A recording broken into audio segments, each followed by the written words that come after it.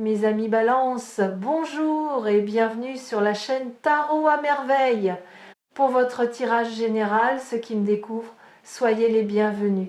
J'espère que vous allez bien. Allez, c'est parti. En ce moment même, pendant que vous écoutez ces mots, quelqu'un pense à vous. Pas vaguement, pas distraitement. Quelqu'un pense à vous avec une intensité qui l'empêche de dormir certaines nuits, qui le fait s'arrêter au milieu d'une phrase parce que votre visage a traversé son esprit sans prévenir, qui lui donne envie de prendre son téléphone, d'écrire quelque chose, puis de tout effacer, lettre par lettre, parce que les mots qu'il trouve ne sont jamais à la hauteur de ce qu'il ressent. Cette personne porte un message pour vous, un message important, et ce message refuse de sortir, non pas parce que cette personne ne veut pas vous le dire, mais parce que ce qu'elle ressent est si vaste, si dense, si chargé de vérité que chaque tentative de le mettre en mots lui semble ridicule. Comme essayer de verser l'océan dans un verre d'eau. Aujourd'hui, nous allons écouter ce message ensemble, pas en devinant des détails, en ressentant l'énergie qu'il porte. Et pour cela, je vais faire quelque chose de différent. Je ne vais pas vous parler de cette personne directement. Je vais la peindre, trait par trait, couche par couche, comme un portrait qui se révèle lentement sur une toile blanche. Et au fur et à mesure que ce portrait prendra forme, vous la reconnaîtrez, pas par son nom, par la sensation qu'elle éveille en vous. Premier trait, les mains. Cette personne a des mains qui parlent, vous l'avez peu, être remarqué sans y prêter attention. La manière dont elle touche les objets, dont elle tient une tasse, dont ses doigts bougent quand elle réfléchit ou quand elle est nerveuse. Ses mains trahissent ce que sa bouche tait. Quand elle est en votre présence, ses mains font des choses qu'elle ne contrôle pas. Elles se rapprochent de vous, elles ajustent quelque chose, n'importe quoi, juste pour occuper l'espace entre vous et elle. Elles tremblent parfois, à peine, quand la conversation touche un sujet trop proche de ce qu'elle voudrait vous dire. Ses mains portent des années de mots retenus, des caresses jamais données, des lettres jamais écrites, des gestes commencés puis interrompus par la peur. Si vous prêtez attention à ses mains la prochaine fois que vous verrez cette personne, vous lirez tout ce qu'elle n'a pas le courage de prononcer. Deuxième trait, le regard. Il y a une manière particulière dont cette personne vous regarde. Et cette manière est différente de celle dont elle regarde les autres. Ce n'est pas un regard appuyé ou insistant. C'est un regard qui dure une fraction de seconde de plus. Juste assez pour que quelque chose passe. Pas assez pour que vous puissiez le nommer avec certitude. Vous l'avez senti, ce regard, peut-être en avez-vous douté immédiatement après. Peut-être vous êtes-vous dit que vous aviez imaginé cette intensité, que vous projetiez quelque chose qui n'existait pas. Mais non, vous n'avez rien imaginé. Ce regard est réel. Et ce qu'il contient est précisément le message que cette personne n'arrive pas à formuler. Dans ce regard, il y a de l'admiration. Pas l'admiration bruyante et démonstrative, l'admiration silencieuse de quelqu'un qui voit en vous des qualités que vous ne voyez pas en vous-même, qui est fasciné par votre manière de traverser les difficultés avec une grâce que vous ne mesurez pas, qui observe votre force et qui se dit, sans jamais l'exprimer, « Comment fait-il ? Comment fait-elle ? Comment peut-on porter autant de choses et rester encore debout, encore tendre, encore capable de rire ?» Ce regard porte aussi de la peur de vous perdre. Pas nécessairement au sens dramatique du terme, la peur que la vie vous emporte dans une direction où elle ne pourra plus vous suivre, que vous changiez au point de ne plus avoir besoin d'elle, que l'espace entre vous, qui est déjà parfois si difficile à franchir, devienne un jour infranchissable. Cette peur, elle ne vous la montrera jamais. Elle la porte en silence, comme un poids caché sous un manteau trop large. Troisième trait, les silences. Vous avez partagé des silences avec cette personne, des silences qui n'étaient pas vides, des silences lourds d'une densité particulière, ces moments où la conversation s'arrête et où au lieu du malaise habituel il y a autre chose, une plénitude, une présence, comme si les mots n'étaient plus nécessaires parce que quelque chose de plus profond circulait entre vous. Ces silences sont rares. La plupart des gens les fuient. Ils les remplissent de bruit, de rires nerveux, de remarques sans importance. Mais entre vous et cette personne, ces silences ont été des cathédrales, des espaces sacrés où la vérité existait sans avoir besoin d'être dite. Et c'est dans ces silences que le message vivait le plus intensément. Parce que le message dont je parle n'est pas une phrase. Ce n'est pas un je t'aime ou un tu me manques ou un j'ai besoin de toi. C'est quelque chose de plus vaste que n'importe laquelle de ces formules. C'est une reconnaissance. La reconnaissance d'un lien qui dépasse les catégories habituelles, qui ne rentre pas dans les cases de l'amitié, de l'amour, de la famille, du simple attachement. Un lien qui est tout cela à la fois et rien de tout cela en même temps. Un lien qui existe dans une dimension que le langage ordinaire n'a pas encore appris à nommer. Quatrième trait, la mémoire. Cette personne se souvient de choses que vous avez oubliées, des détails insignifiants que vous avez laissés tomber au bord du chemin et qu'elle a ramassés sans que vous le sachiez. La couleur du pull que vous portiez un certain jour. Une phrase que vous avez prononcée en passant et qui l'a marquée de manière disproportionnée. La manière dont vous avez ri à un moment précis. L'expression de votre visage quand vous pensiez que personne ne vous regardait. Elle a archivé tout cela. Pas consciemment, pas dans un journal ou dans des notes sur son téléphone. Dans cette mémoire involontaire qui ne retient que ce qui touche le cœur, et cette collection de fragments, de miettes de votre existence que vous considériez comme sans importance, constitue pour elle un trésor. Un trésor qu'elle porte en secret et qu'elle n'osera peu être jamais vous montrer. Il y a quelque chose de bouleversant dans le fait d'être remembré par quelqu'un à ce point. Bouleversant parce que nous vivons dans un monde d'oubli rapide. Les conversations s'évaporent, les visages se confondent, les promesses se dissolvent dans la vitesse du quotidien. Et pourtant, il existe une personne pour qui vous n'êtes pas un passage, pour qui vous n'êtes pas un visage parmi d'autres dans le flux incessant des jours. Vous êtes un ancrage, un point fixe dans son univers en mouvement. Et cette fixité, cette permanence que vous occupez dans l'esprit de quelqu'un d'autre, c'est l'une des formes les plus pures de l'amour. Pas l'amour spectacle, pas l'amour déclaration, l'amour attention, l'amour qui observe, qui retient, qui chérit en silence ce que les autres laissent filer. Et vous, de votre côté, sans le savoir, vous faites la même chose. Vous aussi, vous portez des fragments de cette personne. Des souvenirs que vous n'avez pas archivés volontairement, mais qui remontent parfois à des moments inattendus, en entendant une certaine musique, en passant devant un certain lieu, en sentant un certain parfum dans l'air. Ces résurgences ne sont pas des accidents de mémoire, ce sont des preuves que le lien existe dans les deux sens, que le fil qui vous relie est tendu des deux côtés, que le message ne circule pas dans un seul sens, mais dans les deux, même si aucun des deux n'ose encore le dire à voix haute. Pourquoi vous raconte-je tout cela? Pourquoi est-ce que je peins ce portrait avec autant de détails? Parce que le message que cette personne veut vous dire, vous ne pourrez le recevoir que si vous comprenez d'abord la profondeur du lieu d'où il vient. Un message n'est pas seulement des mots, c'est un paysage. C'est un écosystème entier, de sentiments, de souvenirs, de peurs et d'espoir, qui convergent en un seul point d'expression. Et si vous recevez ce message sans voir le paysage qui le porte, vous le réduirez à sa surface. Vous entendrez les mots, mais vous manquerez la musique. Alors voici le message, tel que je le perçois, tel qu'il vibre dans l'énergie de cette lecture. Et je vous demande de l'écouter, non pas avec vos oreilles, mais avec cet endroit en vous qui reconnaît la vérité quand elle se présente. Le message est celui-ci.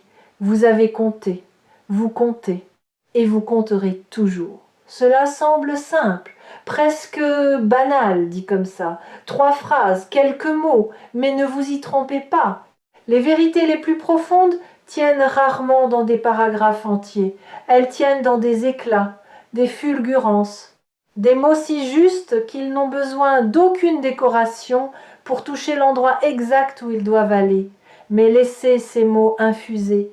Laissez-les descendre au-delà de votre mental, au-delà de votre première réaction, jusqu'à cet endroit en vous qui doute de sa propre importance, cet endroit qui se demande dans les moments de solitude si quelqu'un pense réellement à lui, si son absence serait remarquée, si sa présence fait une différence.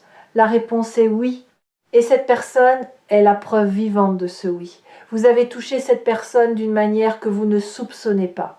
Pas par un grand geste héroïque, pas par un discours inspirant, par votre manière d'être, votre manière de rester humain quand il aurait été plus facile de se blinder, votre manière de poser une question sincère quand tout le monde se contente de réponses de surface, votre manière d'être présent, vraiment présent, dans un monde où la plupart des gens ne font que passer. Cette personne a vu cela. Elle l'a vu et elle ne l'a jamais oublié. Et le message qu'elle porte, ce message trop grand pour les mots, c'est sa manière de vous dire « Tu n'es pas invisible, tu n'as jamais été invisible. Et le jour où tu sauras à quel point tu comptes pour moi, tu ne douteras plus jamais de ta valeur. Maintenant, je vais vous confier quelque chose que cette personne ne sait pas elle-même, quelque chose que seul un regard extérieur peut percevoir. Cette personne est en train de changer, pas à cause de vous, grâce à vous. Votre existence dans sa vie a agi comme un catalyseur silencieux. Vous avez éveillé en elle des parties d'elle-même qu'elle ne connaissait pas.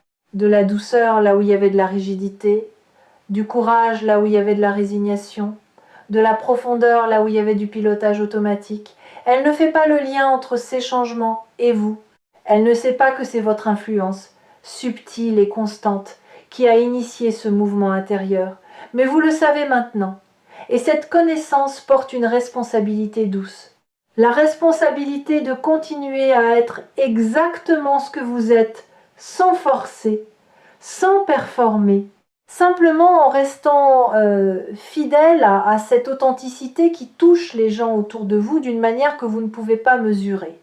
Ceux qui ont trouvé refuge dans les messages de tarot à merveille reconnaissent ce type de vérité, la vérité qui ne crie pas, qui murmure, qui se glisse dans les interstices de votre conscience et qui dépose une graine que vous ne verrez germer que plus tard, dans un moment de silence, dans un éclair de lucidité inattendue. Il y a une raison pour laquelle cette personne n'a pas encore parlé, et cette raison mérite d'être comprise, pas jugée. Parler, vraiment parler, dire la vérité de ce que l'on ressent à quelqu'un qui compte, c'est l'un des actes les plus vulnérables qui existent. Parce que parler, c'est offrir à l'autre un pouvoir sur soi. Le pouvoir de recevoir ou de rejeter, le pouvoir de comprendre ou de mal interpréter, le pouvoir de s'approcher ou de s'éloigner. Et cette personne, malgré tout ce qu'elle ressent, malgré la force du message qui pulse en elle, n'est pas encore certaine que vous êtes prêt à le recevoir. Pas parce qu'elle doute de vous, mais parce qu'elle doute d'elle-même. Elle se demande si elle est assez. Assez quoi? Elle ne saurait pas le dire. Assez en général. Assez pour mériter votre attention pleine. Assez pour que ces mots ne soient pas balayés par un silence poli ou un sourire embarrassé. Ce doute est le miroir exact du vôtre, parce que vous aussi, quelque part en vous, vous vous demandez si vous êtes assez. Et cette symétrie est la preuve la plus belle et la plus douloureuse du lien qui vous unit. Vous doutez l'un de l'autre pour les mêmes raisons. Vous hésitez l'un vers l'autre avec les mêmes peurs. Vous portez le même poids de mots non dits, et aucun des deux n'imagine que l'autre porte exactement le même fardeau. Il y a dans votre vie un moment qui approche, un moment pivot, pas un événement spectaculaire, quelque chose de petit en apparence, une conversation ordinaire qui sans prévenir va basculer dans l'extraordinaire, un instant où les défenses tomberont, pas les deux en même temps, peut être, mais l'une des deux en premier. Et ce premier mouvement d'ouverture créera l'espace pour le second, comme un premier flocon qui annonce la neige, comme un premier mot qui ouvre un discours entier. Ce moment ne peut pas être forcé, il ne peut pas être planifié, il se produira quand les conditions intérieures seront réunies, quand la lassitude de taire sera plus forte que la peur de parler, quand le poids du silence deviendra plus lourd que le risque de la vérité. Et ce point de basculement, il approche. Pour vous comme pour cette personne. Je veux vous raconter comment fonctionne ce type de basculement parce que le comprendre va vous aider à le reconnaître quand il se produira. Les grands moments de vérité entre deux êtres humains ne surviennent presque jamais dans les circonstances idéales. Ils ne se produisent pas au coucher du soleil, avec la bonne musique en arrière-plan et les mots parfaits au bout de la langue. Ils surviennent dans les moments banals, dans une cuisine, dans une voiture, au milieu d'une activité ordinaire. Quand la garde est baissée, parce que rien ne laissait présager que ce moment serait celui-là. C'est précisément l'absence de mise en scène qui permet à la vérité de se faufiler. Parce que la vérité n'aime pas les projecteurs, elle préfère les interstices, les coins d'ombre, les parenthèses du quotidien où personne ne fait attention. Alors quand ce moment viendra, il ne ressemblera pas à ce que vous imaginez, il sera plus petit, plus humble, plus tremblant et infiniment plus beau que n'importe quel scénario que votre mental aurait pu construire. Parce que la beauté véritable ne se fabrique pas, elle émerge comme une source, comme un premier rayon à travers les nuages, comme un mot qui sort enfin après des années de silence. Votre rôle en attendant n'est pas de pousser, de provoquer, d'arracher des mots à quelqu'un qui n'est pas encore prêt. Votre rôle est d'être un espace sûr, un territoire où la vérité est bienvenue, où la vulnérabilité n'est pas punie, où les mots maladroits sont accueillis avec la même tendresse que les mots parfaits. Et vous êtes cet espace, vous l'avez toujours été. C'est d'ailleurs pour cela que cette personne a choisi inconsciemment de porter son message vers vous et pas vers quelqu'un d'autre. Parce qu'elle sait, dans un endroit au-delà des mots, que vous saurez entendre ce que les autres n'entendraient pas.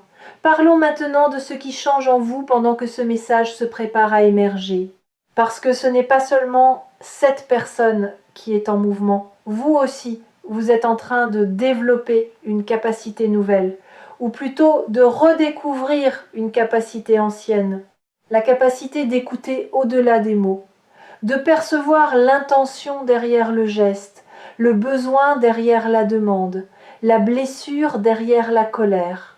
Cette capacité, vous l'avez toujours eue, mais la vie vous a appris à la mettre en sourdine, parce que ressentir autant était épuisant, parce que comprendre les gens à ce niveau de profondeur vous exposait à leur douleur en plus de la vôtre. Aujourd'hui, cette capacité revient, mais elle revient différemment, plus mûre, plus équilibrée, accompagnée d'une sagesse que vous n'aviez pas la première fois, la sagesse de comprendre sans absorber, de ressentir sans se noyer, d'être empathique sans se perdre dans l'empathie.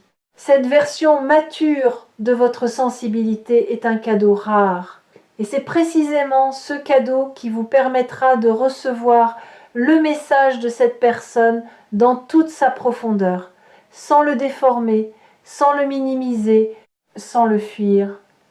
Vous êtes aussi en train de développer quelque chose d'autre, un instinct de vérité, là où vous acceptiez avant les apparences, les sourires de façade, les ça va automatiques, vous sentez désormais ce qui se cache en dessous.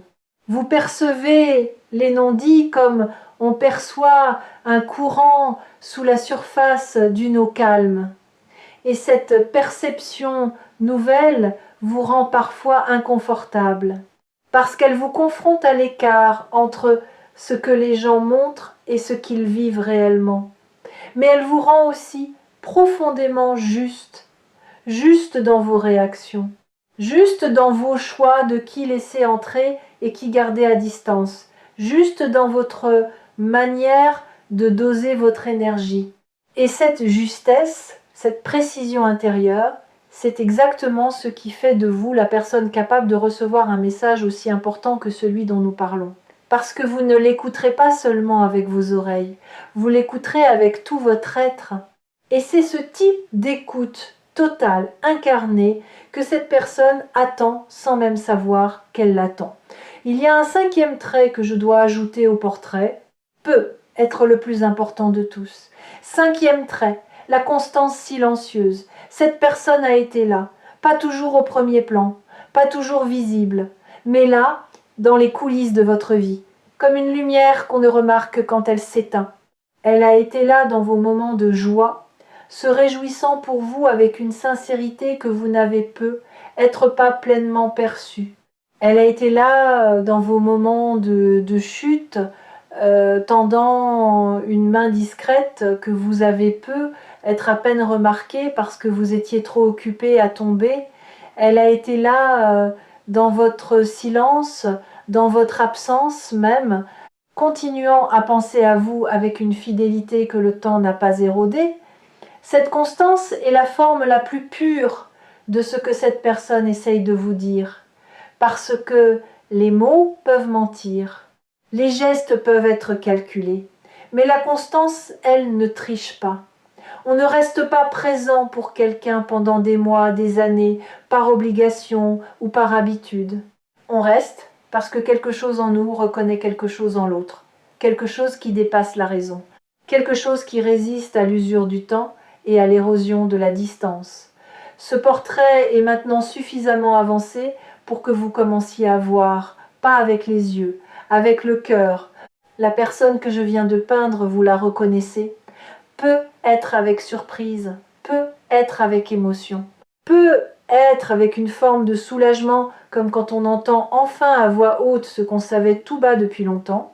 Si les énergies captées ici sur Tarot à merveille sont aussi précises aujourd'hui, c'est parce que ce message refuse d'attendre plus longtemps. Il a été contenu trop longtemps, il a mûri dans le silence jusqu'à atteindre une densité qui le rend presque impossible à retenir. Et quand un message atteint ce degré de maturité, il trouve toujours un chemin pour sortir. Parfois par les mots, parfois par un geste, parfois par un regard qui dure une seconde de trop et qui dit tout. Ce que je vous demande maintenant, c'est de ne pas fermer la porte. Si vous avez identifié cette personne, si son visage est apparu dans votre esprit pendant cette lecture, ne laissez pas votre mental reprendre le contrôle. Ne laissez pas la voix du doute vous convaincre que vous avez tout inventé, que vous projetez vos propres désirs, que c'est impossible. Parce que cette voix ne protège rien, elle empêche tout. Elle est le gardien d'une prison que vous n'avez plus besoin d'habiter. La prochaine fois que vous verrez cette personne, ou que vous lui parlerez, ou même que vous penserez à elle, faites quelque chose de simple. Soyez présent, totalement présent, pas avec un agenda caché, pas avec l'intention de provoquer une révélation, juste présent. Et dans cette présence, laissez l'espace exister entre vous sans essayer de le remplir. Parce que c'est dans cet espace que le message pourra enfin respirer, qu'il pourra prendre la forme qu'il choisira. Motte, geste, regard ou silence habité. La forme n'a aucune importance. C'est le contenu qui compte. Et le contenu est déjà là, vibrant, vivant, attendant sa permission de naître. Vous méritez d'entendre ce message, pas parce que vous êtes parfait, parce que vous êtes réel. Parce que dans un monde de surface, vous êtes quelqu'un de profondeur, et la profondeur attire la profondeur. Toujours, le portrait est terminé, la toile est devant vous. Et la personne qui vous regarde depuis cette toile a quelque chose à vous dire, quelque chose de très important, quelque chose qui, une fois dit, ne pourra plus être non dit, et qui changera la couleur de tout ce qui viendra après. Soyez prêts. Non pas en vous préparant à un discours ou à une confrontation, en préparant votre cœur à recevoir, en desserrant le poing que vous gardez fermé depuis si longtemps par peur de ce que l'ouverture pourrait coûter. Et croyez-moi, l'ouverture coûte toujours moins cher que la fermeture. Toujours. Parce que la fermeture vous protège peut être de la douleur, mais elle vous prive aussi de tout le reste, de la joie, de la connexion. De cette sensation irremplaçable d'être vu par quelqu'un qui vous connaît vraiment. Prenez soin de ce lien. il est plus précieux que vous ne le pensez. Et souvenez-vous que sur Tarot à merveille, chaque message est une porte, pas une réponse définitive, une porte. Et c'est vous qui décidez de la franchir. Celle-ci est ouverte. La personne de l'autre côté attend. Et ce qu'elle a à vous dire vaut chaque seconde de patience, chaque battement de cœur et chaque pas que vous ferez pour la rejoindre.